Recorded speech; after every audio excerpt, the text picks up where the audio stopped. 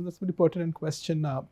So today, if you look at, we are the BFSI sector contributes around 12% to the India's GDP, and in the next 3 years, which is the 5 trillion economy target by 2025, the BFSI sector's contribution will be nearly 30%. Right. So I think there's a significant increase that we are looking at, and that clearly shows that financial services is the bedrock within the services sector when we look at GDP. And there is so much of innovation that is happening here. The entire fintech addressable market is going to be nearly $1.3 trillion by 2025. Right. So I think BFSI sector is firing on all cylinders. It's an exciting space to be in. I mean, there are many, right, today, and India also has a very, unique demographic compared to the other parts of the world.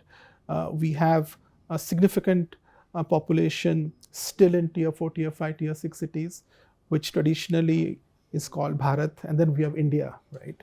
So it's a confluence of India and Bharat coming together.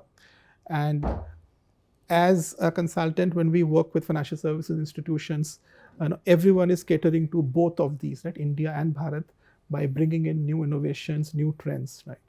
Most of these trends are driven by customer demand or customer needs. It could be analytics or AI or Gen AI, which is again clearly driven by the ask from the customer to be more digital and to be more efficient. Using surrogate data for underwriting, and how do we reach to the MSMEs, to financially excluded segment. Again, that is where surrogate data is coming in. And the third important trend that we are seeing is a lot of enterprises are moving their workloads to cloud, right? Trying to become hyper efficient, hyper convergent, and to top it all comes your security. That's a significant focus on security, on cyber security, and there are multiple regulatory push also that is being given by our regulators to ensure that the customer data is paramount, and how do banks protect it. So there cannot be a trade-off that we are talking about experience on one side, but experience cannot lead to data being compromised. Right? So there's a significant balance that everyone is trying to play. But we are looking at innovation, we are looking at customer experience across all the institutions, be it an insurance company, capital markets, or banks. Everyone is after the goal of trying to bring in products to every type of individuals or MSMEs or large corporates in the most seamless and cost-effective manner. I think that's the massive disruption that we are seeing in the market. Yeah, interesting question. I think again, I don't want to break it up into there is a spend that is driven by the regulator. So that is something that a mandatory spend that anyway a bank or insurance company has to undertake. Then the other bucket or segment of spend would be, which is more around to make you differentiated in the market, right? So there are both levers that needs to come together. Now on the regulatory side, again, the significant uptick because of DPDP, because of multiple regulations that are coming in, banks and insurance companies will have to ensure that they have the latest and greatest of technologies, the way that they mask data. All of these are very paramount, right? There's a significant amount of penalties or fines, reputational risk if something goes wrong. So there's a strong uptick in the regulatory side of spending.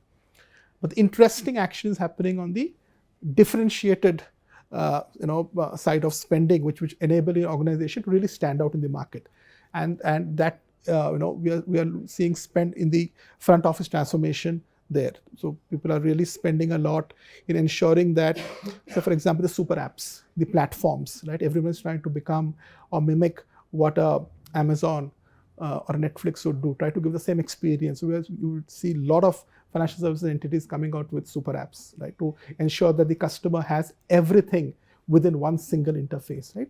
So front office transformation, which we call it, is seeing a lot of spending. Again, you cannot really spend on front office by ignoring your back office and mid office. So legacy modernization, and we just launched a point of view today on core modernization. We are seeing banks and insurance companies spend prudently on the legacy and core modernization as well, so that their front office spend is really substantiated. Otherwise, you don't get the the ROI. So, front office transformation, mid and back office modernization, and one can't forget the entire data platform. So banks, insurance companies have really built and worked on the data platforms over the last 2-3 years. But now with so much of action happening on the DPI, the digital public infrastructure, with RBI governor announcing about the ULI, right, Unified Lending Interface. You have health stack, agri stack.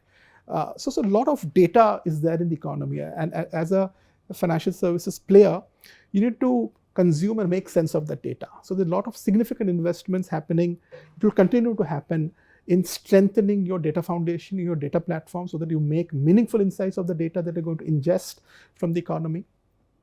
And last but not the least, none of these would make sense if you don't have the right security architecture, right? Which again links back to ensuring and protecting that the data that you are collecting from your customers remains safe, right? So there are a lot of incidents that have happened recently, but we are seeing banks and other financial services entities really trying to ensure that breaches don't happen, which again leads to them adopting a lot of new technologies. It could be around blockchain, or it could be using software-defined networking, the new trends that are coming in from a network protection perspective.